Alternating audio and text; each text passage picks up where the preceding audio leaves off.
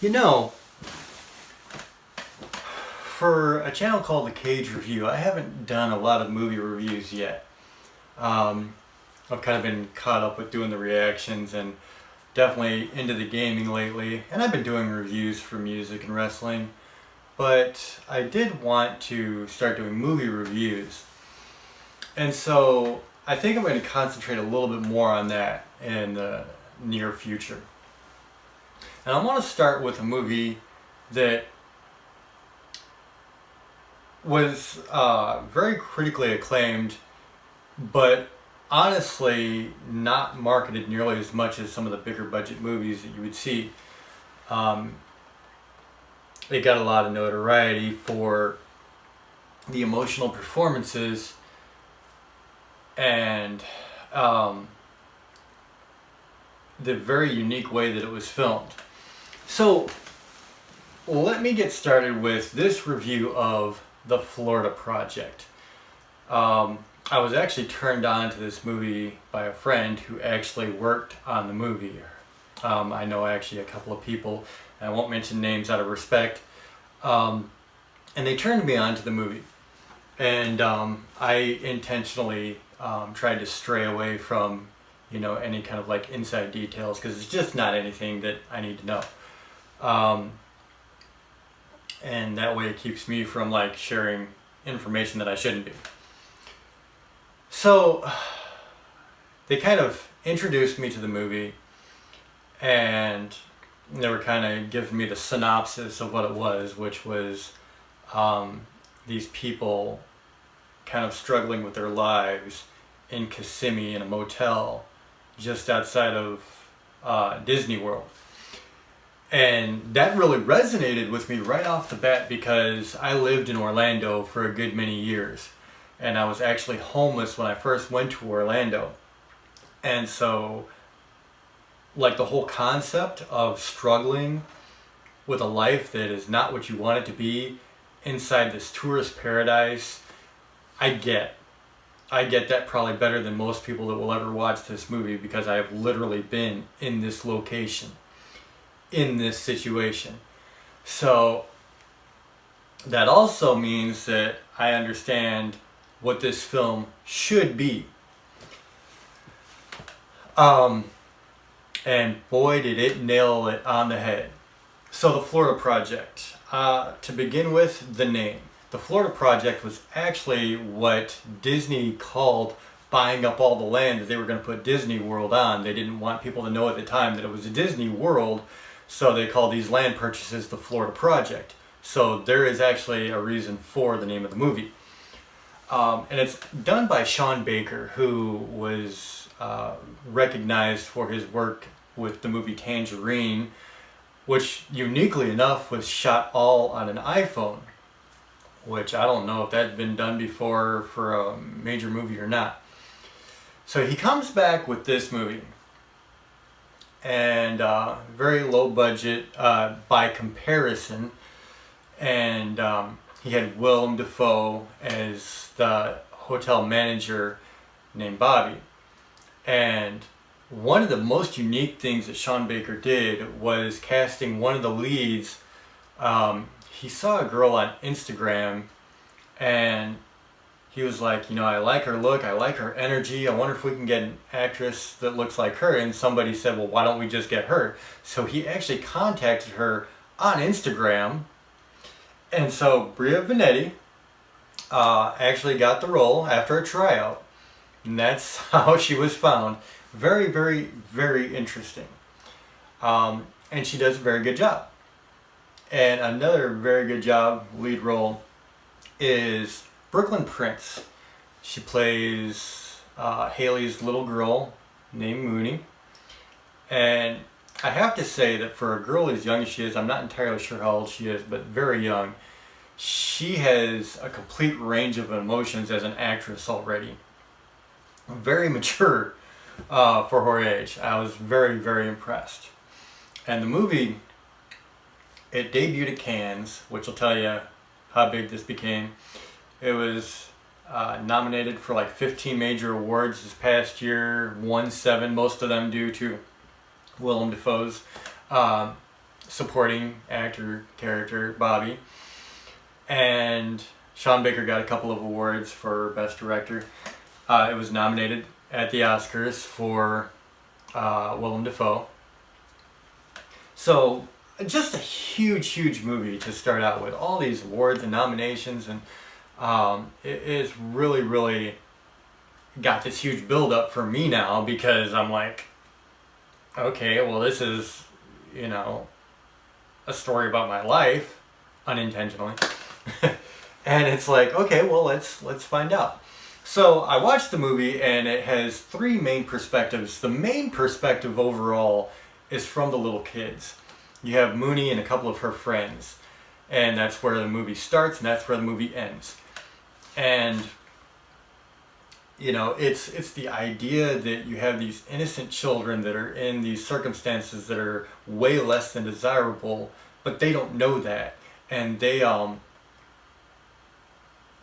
they're living out what any childhood would be, playing with their friends and doing whatever you can, not necessarily having the best of everything, but you're close enough to like Disney World and Universal where you can see the fireworks that go off at night, and you can go to all these attractions. And it's funny because when I first went to Orlando personally, same situation, except I was completely homeless, but there was downtown Disney, and there was Universal Studios, and there was things you could do for free. And then for me, at the end of the day, okay, I'm done playing around, but I have nowhere to go. So the emotional impact that this movie had on me was huge, absolutely huge. And for more than just that reason, which I'll get into in a little bit. But when the movie starts out, you have these kids, they're cussing up a storm, they're spitting on people's cars, they're just terrible children, completely misbehaved, won't listen to anybody, and just running roughshod over these two separate motels here in Kissimmee. And it's like, you knew that eventually that they were going to bring in the fact that the parents were not the greatest, and then you meet the parents, and yeah, that seems to be the case. The parents are not the greatest, or at least one specifically. And this is the character that Brie Vanetti has, which is Haley. And Haley is a very young mother who has unfortunately made a lot of wrong choices in her life. And she's very anti-everything, and I'm me, and I'm going to live my life the way I want to, and I don't care what you say. And unfortunately, it's gotten her in a bad spot, and she's trying to figure out how to live life and not doing a very good job at it. And you soon realize that she is just a horrible person all the way around. She doesn't get that. She thinks that she's just having fun and living life and, having no constraints. But she's a mother, first and foremost, and not raising her child. She wants to be Mooney's best friend instead of a parent. And, there's this one scene in the movie where the hotel manager, Bobbie, is at her door complaining about what the kids are doing. And Haley turns around to Mooney and she says, "I'm a horrible mother." And the kid says, "Yeah, you're a disgrace." And they're saying it very jokingly. But the reality is that they just hit the nail on the head, even if they don't want to admit that. And I thought that was a really interesting dynamic there.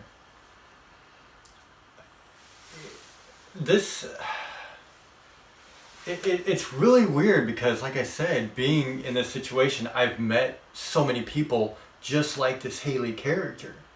And so I instantly connected with the character, and not necessarily saying that's a good thing, because I instantly despise the character, which I think is, in a way, that's what they're going for. It's like, there's a lot of things very terrible about her.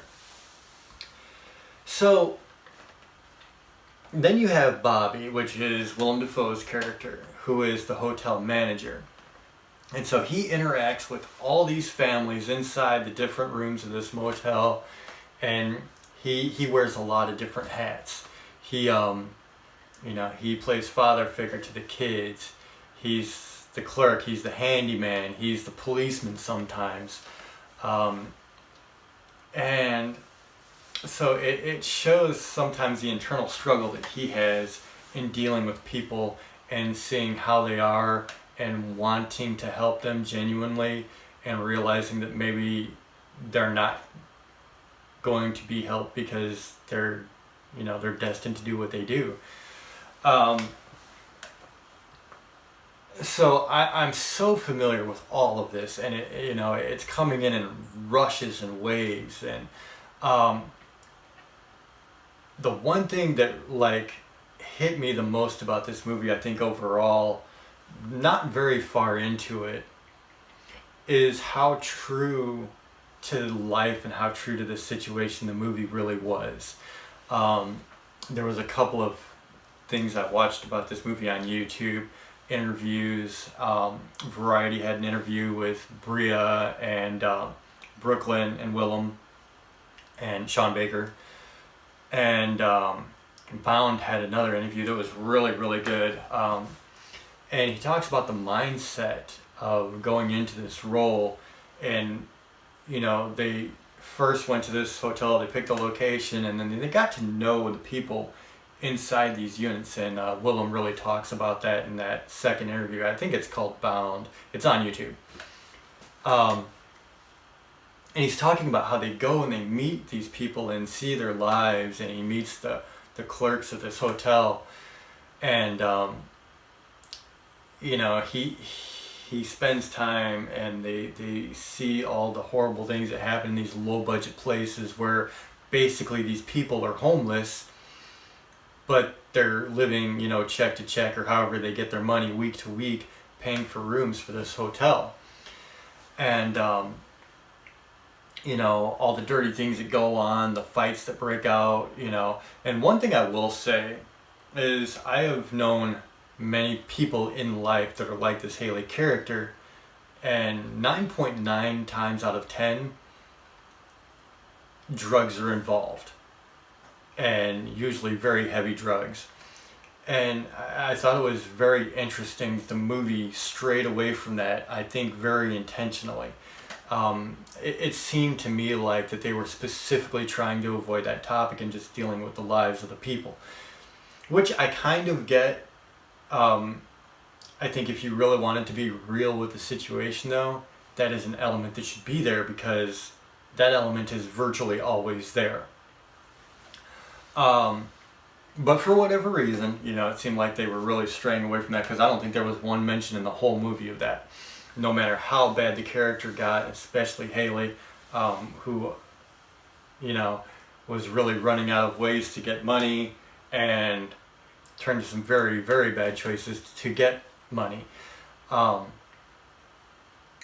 just think it's really interesting that they, kind of left out what is, for me, having this experience, the biggest singular cause of situations like this. So, very good performances, very, very, very good performances. But the thing is about this movie is you'll notice that I'm not really talking about plot. One of the main reasons for that is this movie isn't about, it has a story. There is a plot to it, but it's not your Act 1, Act 2, Act 3 that you're going to see in most movies. And it's something that I've noticed in movies lately is that, you get your Act 1, Act 2, Act 3 and your big blockbusters and things like that. But your indie films that are really trying to recreate life, they're just following people. They're following lives. And the story is a little bit more loose. And they're just following the lives of these kids over a summer and how they're interacting with everybody around them. And I think that's important to know going into this movie is the plot isn't as structured as you would normally see in a movie.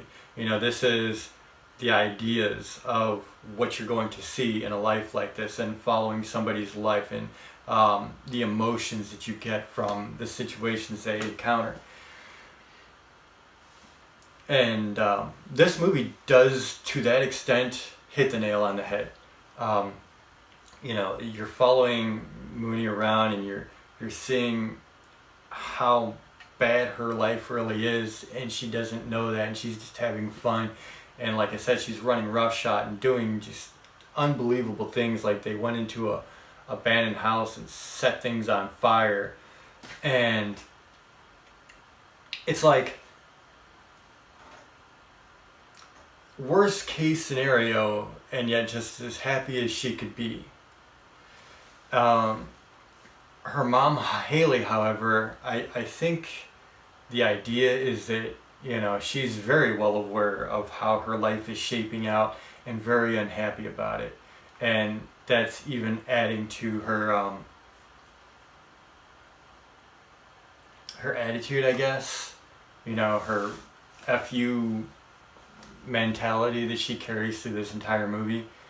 And the biggest turning point for this movie really becomes that Haley has a friend that works at a diner, and the kids used to be able to go up to her and get food from her, and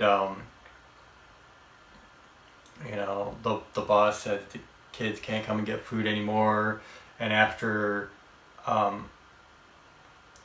both of their children, Haley and her friend, both of those children were involved in this fire, the friend found out that her son was involved, and told him that he wasn't to talk to Mooney anymore because he didn't want him associated with that kind of mess.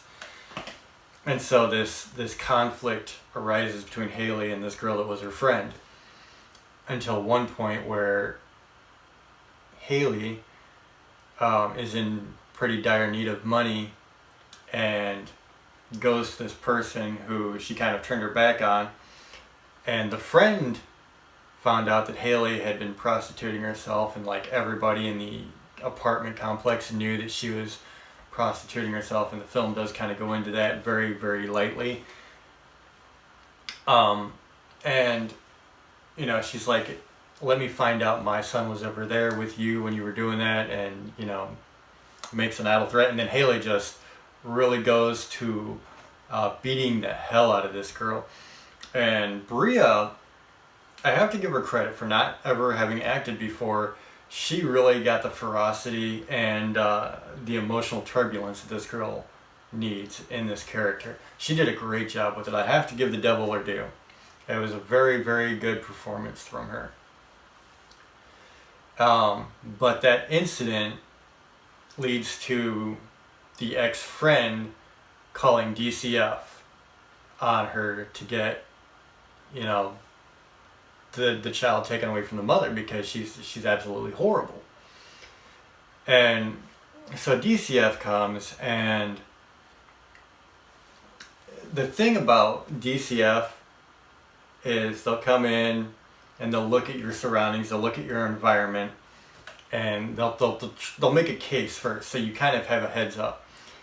And then it came down to, they made the decision that Haley wasn't supposed to be there, so they come back to Haley's room to take Haley, and of course, to take Mooney from Haley, and Haley starts acting out and getting an attitude, and while that's happening, Mooney decides to run to a nearby hotel to a friend that she has, and the movie kind of ends with them running away together, and you see them, you know, kind of cut scene, and then you see them walking through Disney World, actually running through Disney World.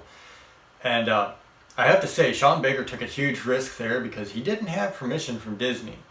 And it looks like Disney's not really going to say or do anything about it, which is cool because the movie is very, very good. And I think it kind of fits. But, I mean, honestly, he did take a major chance there.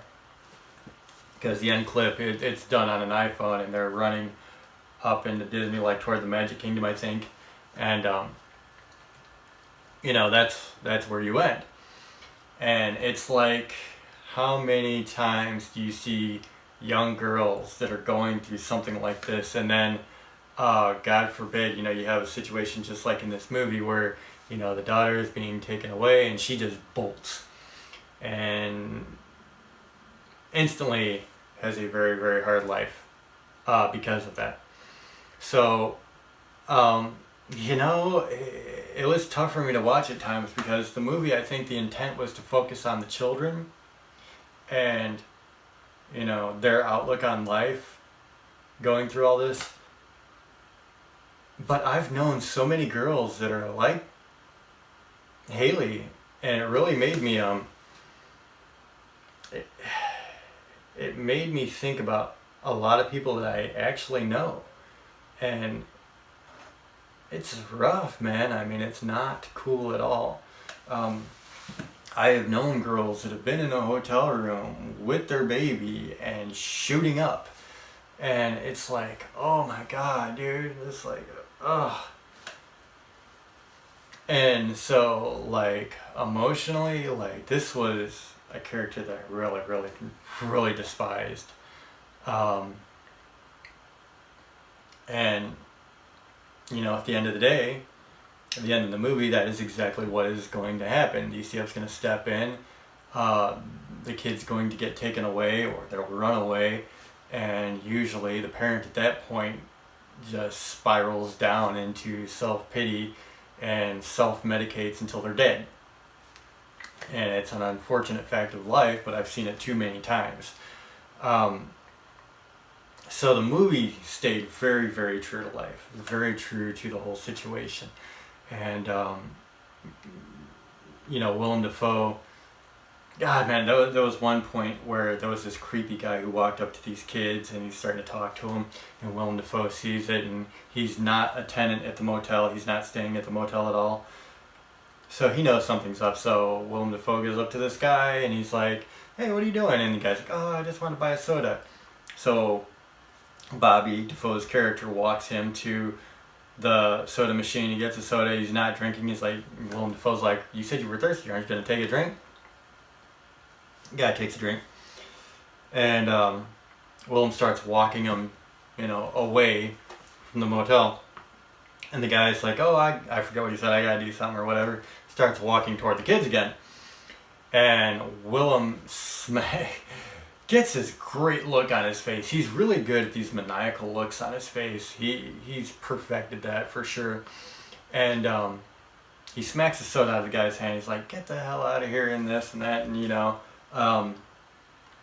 puts the guy in a headlock, grabs his wallet, and says, I know your name, I know your address, don't come back here. So, really cool. I mean, there were a couple of intense moments like that. But very, very, very good movie. Because of those, moments like that, and the subtle, nuanced performances from everybody involved. But like I said, going into this, you have to know that this isn't the structure that you're normally going to see in a movie. It's really not. Very good movie all the way around. Very, very, very good.